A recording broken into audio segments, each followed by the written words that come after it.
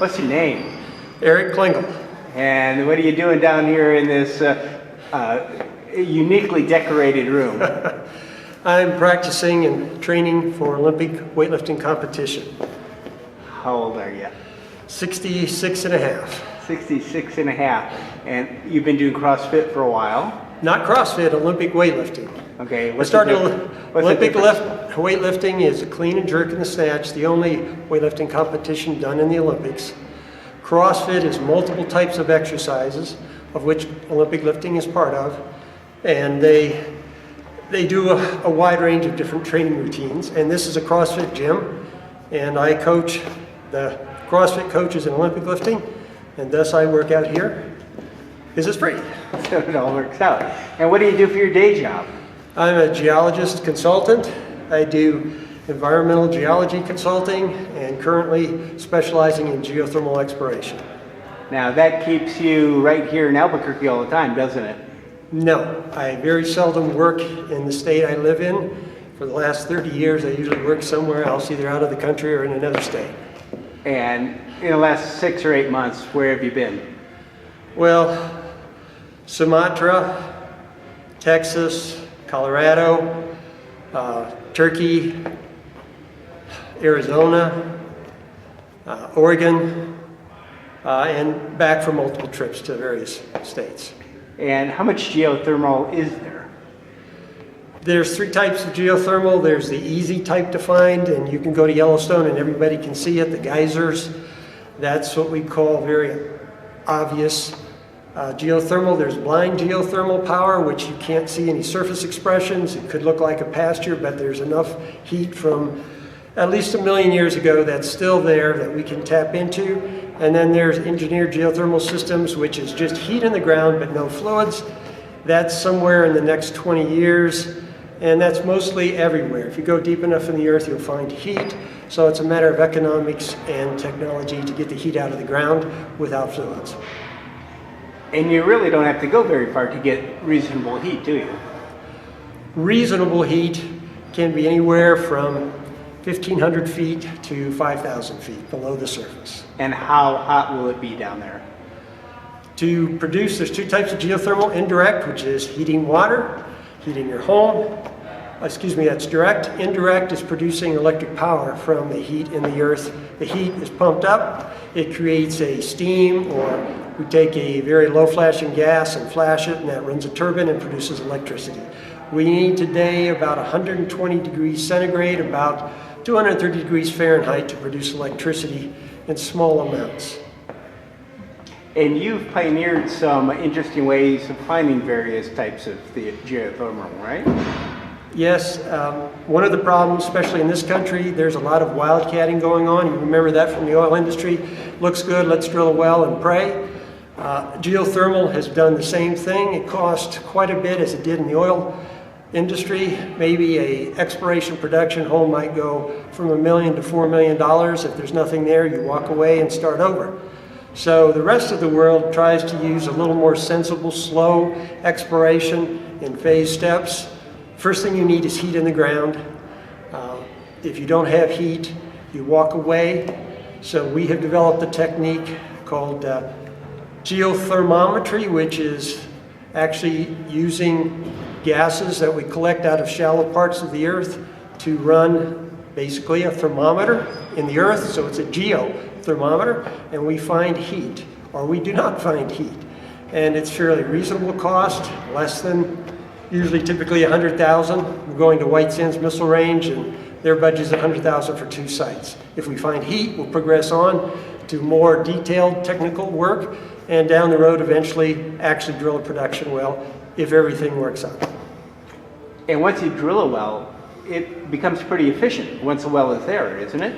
Once you have a well that's flowing, producing water because it's under pressure, and it has sufficient heat, as we mentioned, at least 120 degrees, it's basically a heat exchanger. We pull the heat up, there's another fluid like an alcohol that flashes at low temperature. They pass close to each other.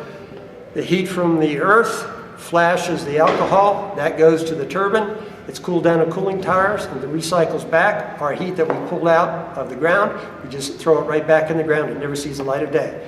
So we don't really take anything away. Basically, we're mining heat in a planned method so that it basically lasts as an infinite source.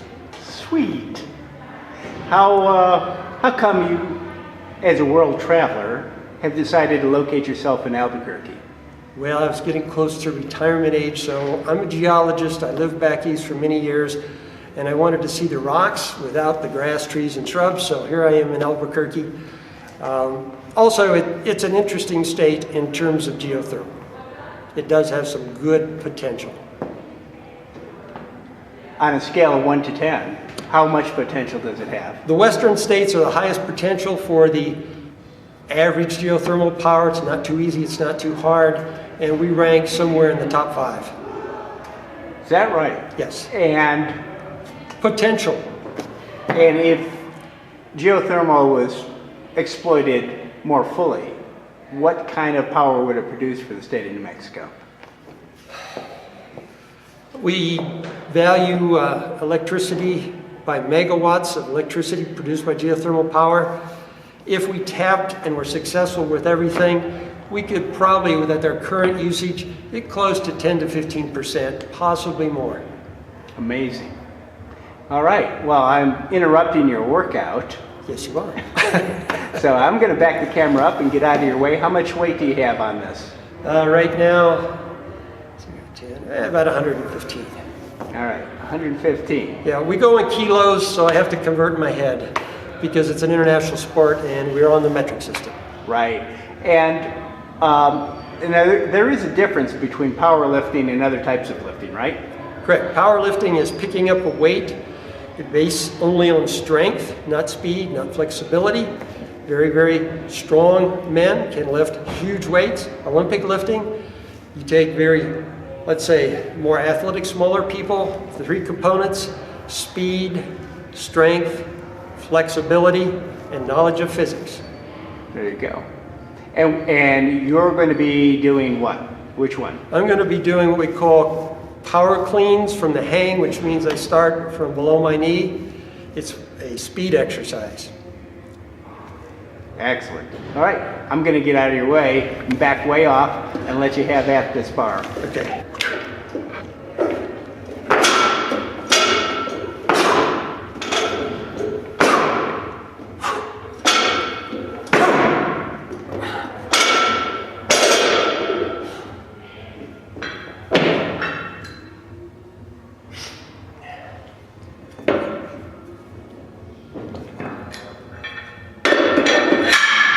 So you're adding weight now. Adding weight.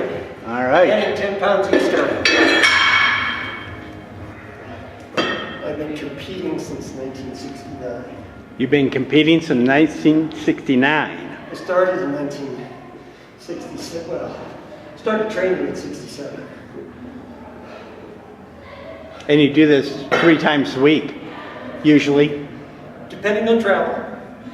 Older, don't need to do it as much. Younger, maybe 4, maybe 5.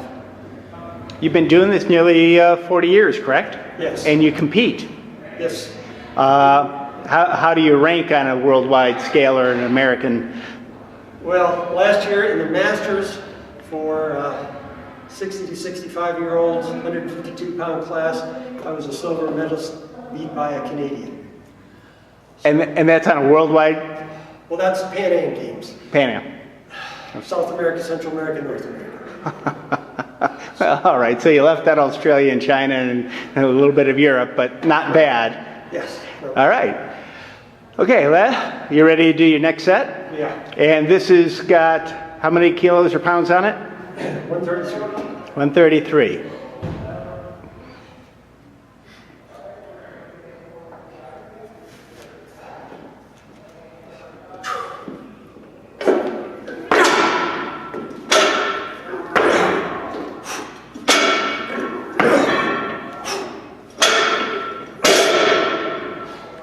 Very fine.